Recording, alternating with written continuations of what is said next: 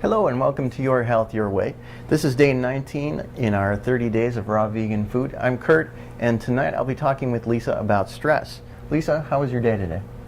Well, I don't believe there are any coincidences, and this morning we woke up at 4:30 to having no water in the house. Yeah. So I threw my coat over my pajamas and went out to 7-Eleven thinking I was going to be competing with all kinds of people to get water. It turned out it's just our house, not anybody else in the neighborhood. And a few hours later it came back, so it was fine. But I was more worried about our pets than about us. We can handle ourselves. I was just worried about them. But I managed to stay raw all day until this afternoon when I went out to run errands, and I was really hungry and I just felt really weak and tired, and I gave in to my cooked food that I wasn't going to do until the weekend. But at least I made it till Thursday late afternoon, so that was good. And then that's pretty much all I had. I mean, I had a couple of strawberries with some raw pudding this afternoon or this evening, and that's okay. I didn't overdo it, so that was good. That's all right. Now, yeah. you are definitely going through some very interesting things, right? Right. So I started my day off with a smoothie, as usual. And for a mid-morning snack, I had a couple of apples. I also had some of the dehydrated red bell pepper chips and the raw vegan taco dip. The raw vegan taco dip is actually made with a bunch of cashews as well, and I know that I was going to try to lay off the nuts, but here I was eating nuts this morning. For lunch, I had a big salad, and that was great. Did that help? And it did help. For you not to feel famished? I didn't feel as hungry when I came home from work this afternoon, so that was definitely a great answer, a great suggestion. And I had some time to do exercise, and then had a smoothie this evening. So that all went pretty well. Now, I have noticed the last couple of days a much more defined fluctuation in the way that I express my emotions, or a defined fluctuation in my emotions themselves. I'm generally not a person who's apt to be overly expressive of my emotions, even being on camera. I really have to focus on being expressive so that I can make some of my points. But just the last couple of days, it's been interesting to see that my emotions are real high or real low, and the expression of those emotions can be real high or real low as well. So I found that to be real interesting. Another thing that has come up is I've got eczema, and it's starting to cover my entire body, which I have gone through that since probably my early 30s. I'm in my mid-40s now, and following periods of stress, I will get breakouts of eczema in my hands. It's usually nothing serious. It takes about a week to dry up and go away, and everything just is fine. It's interesting now that that's coming up and that it's covering my entire body. I've never had that before. So that gets into healing crises, and we talked about healing crises, I believe, in session 12. And eczema is not a symptom. I'm sorry, it is a symptom. It's not a disease. So eczema is not a disease. It's a symptom. And the more vital organs of my body, like my liver and the intestines, are probably being addressed by the healing process first. And things like my skin, or probably my skin, is going to be the last organ that will begin to heal. Now, I've heard people, out of frustration with the natural healing process, speak about how natural healers use detox as an excuse for not knowing what to do about illness. And it's important to remember that natural healing takes time. It's a process. And the toxic cells need to be broken down before the newer, healthier cells can begin to regenerate or be generated. So when we listen to some of the raw vegan experts out there, they often tell us that experiences like I'm having often cause people to throw up their hands and blame the raw vegan foods for their ailments, and then they go back to the lifestyle that they had before they tried raw vegan foods. And they stuff everything back down. And they stuff everything back down, and they're having the same, back in the same issues maybe that they had before, if they were having issues. So this is a real learning opportunity. another thing about a lot of the experienced raw vegans that we watch is they've had a lot of years of experience, and they're very in tune with their bodies and their systems, so they already know what works for them. Now we actually have the opportunity to share with people what it's like to begin a raw vegan lifestyle, if especially if that's something that we're going to continue. This is our reality show. It is, and if you remember, I've been 100% raw vegan now. This is 19 days, and so I'm starting to go through possibly a healing crisis. And so now you kind of get to see the trial and errors and the tribulations and the healing crises and the temptations that I'm experiencing. And this is, an opportunity to try to knock this out. Now, if I really wanted to just knock this out, my guess would be that a water fast or a juice fast would be an ideal recommendation. But I really want to put the raw vegan thing to test. So I'll knock off with the nuts and the seeds for a few days. But what I really want to do is continue with the raw fruits and raw vegetables and see where that takes me. And it may actually help me to not come back to the nuts and seeds so strongly too. So that'll be one. That would be good. That might be an unforeseen advantage so far. But it's very serendipitous that this came up today because of today's topic for discussion. So today's topic is something that's very near and dear to our hearts. And if you're watching this, you've probably been through these kinds of stressors before in your life. So. And stress can stem from so many different areas of our lives, but it isn't always bad for our health, is it? No, stress oftentimes serves a purpose. For example, in an emergency, like if you're driving down the highway and a car darts in front of you and you have to swerve really quickly, what happens in that case is our fight or flight mechanism is triggered, and that's the mechanism that has existed since we became human. It was done as a way to protect us from dangers of being out there in the wilderness and so on.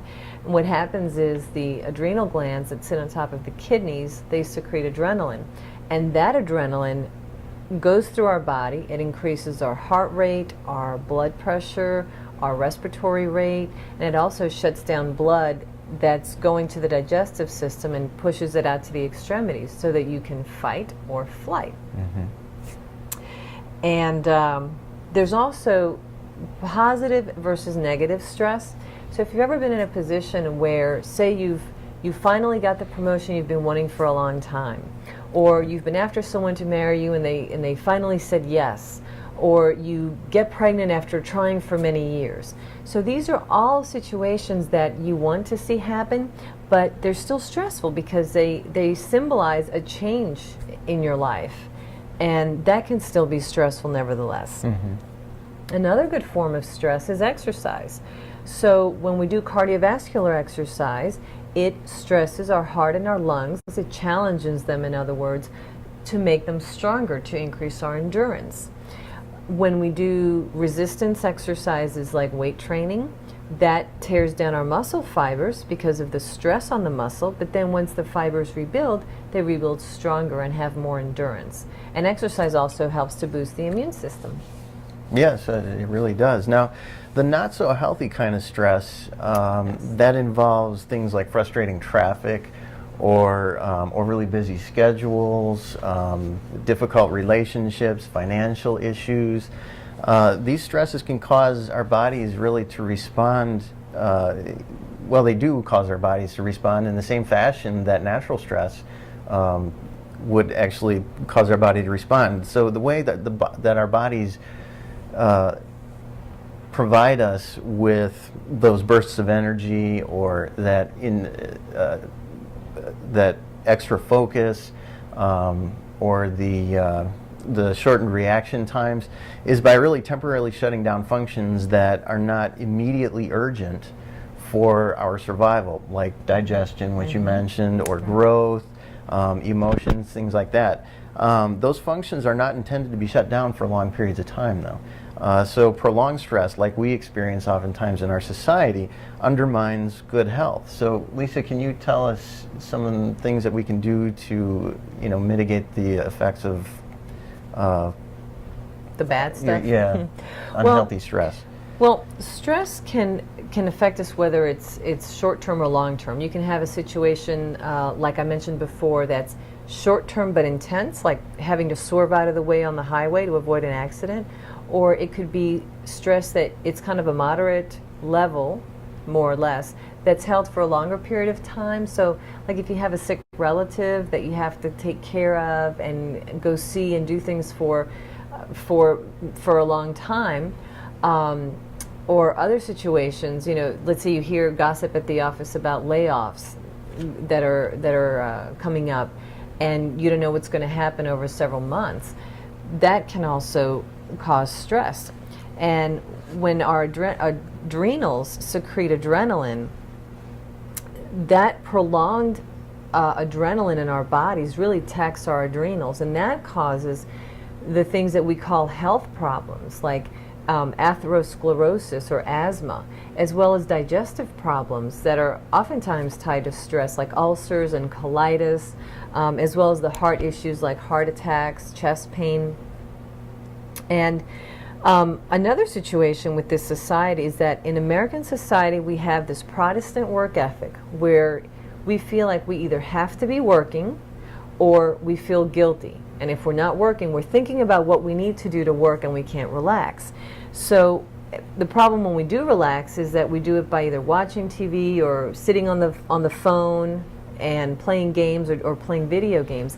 And although those things are fun and they're fine to do at times, they're really not relaxing. They're really secreting adrenaline, and your body's reacting as if it's under stress, because that's basically what it's doing. Right. So now in dealing with stress, it's really easy to fall back on choices that include things like comfort foods or excessive use of drugs and alcohol, interrupted sleep patterns like staying up late or watching TV and playing video games, things like that. But those activities really actually contribute to prolonged or chronic stress, as it's often referred to. What can we do to help ourselves de-stress, really? Well, the key in life, to most things in life anyway, I believe is balance. So think about all the time that you spend worrying, and then dedicate at least as much of that time to relaxing, to just shutting your mind off. If it's not meditating, then just sitting quietly, sitting outside in the sun, or underneath a tree where you have some shade, breathing in fresh air, doing something fun. So if you have hobbies that you've let go of, be it music or dancing or arts and crafts, any projects that you like doing, scrapbooking, anything, just dedicate time for that to balance out your life, to balance out your job if it's not a job you love, to balance out the stress in your life, things that maybe you can't control. So try to do things that you can control.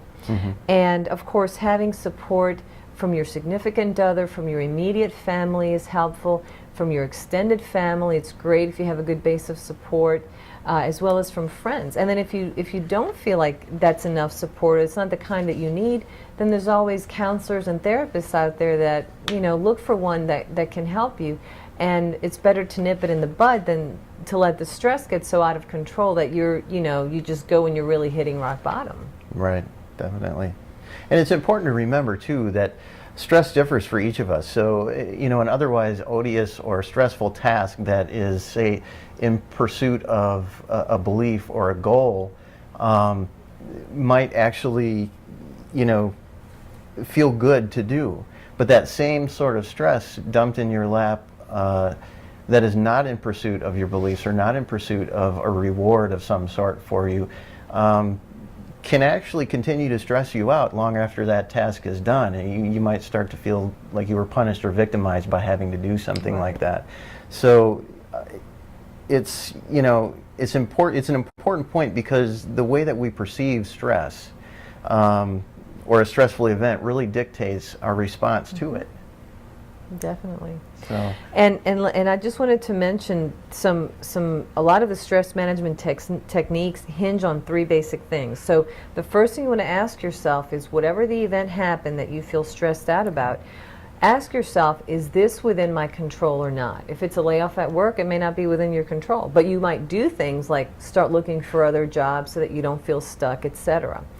Then number two would be, analyze how objective you are in interpreting the situation. Let's say you're stressed because somebody told you something, but you're filtering that perception through the way that maybe things have affected you in your past history. You're maybe filtering through your beliefs and your judgments or the way you've been treated before.